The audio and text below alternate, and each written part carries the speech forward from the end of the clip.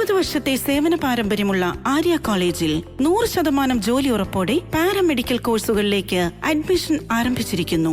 Arya college, new bus stand, Nilambur.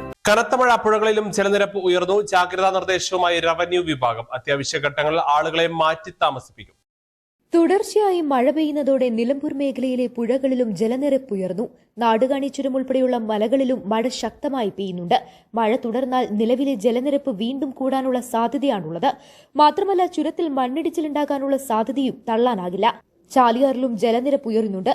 Tamil Nadu വനമേഖലകളിൽ നിന്ന് ഉത്ഭവിച്ച് കേരളത്തിലേക്ക് ഒഴുകിയെത്തുന്ന പുന്നപ്പുഴയിലും കാരക്കോടൻ പുഴ, കലക്കൻപുഴ, കാരാടൻ പുഴ, കുറുവൻപുഴ, കാഞ്ഞിരപ്പുഴ, ചെറുപുഴ, കരിമ്പുഴ തുടങ്ങിയവയ്ക്ക് പുറമെ കോട്ടപ്പുഴ, കുതിരപ്പുഴ തുടങ്ങിയവയിലും ജലനിരപ്പ് ഉയർന്നിട്ടുണ്ട്. പുഴകളുടെ തീരങ്ങളിൽ താമസിക്കുന്നവരാണ് ഏറെ ആശങ്കയിലുള്ളത്. അത്യാവശ്യം വന്നാൽ മാറി താമസിക്കാനുള്ള സൌകര്യങ്ങളും ക്യാമ്പുകളും തയ്യാറാണെന്ന് റവന്യൂ വകുപ്പ് അറിയിച്ചു.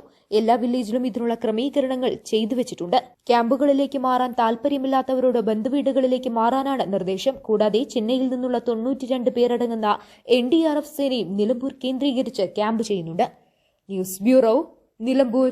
സ്വന്തം ഹൈസ്പീഡ് ഇന്റർനെറ്റ്, നമ്മുടെ സ്വന്തം ഇന്റർനെറ്റ്.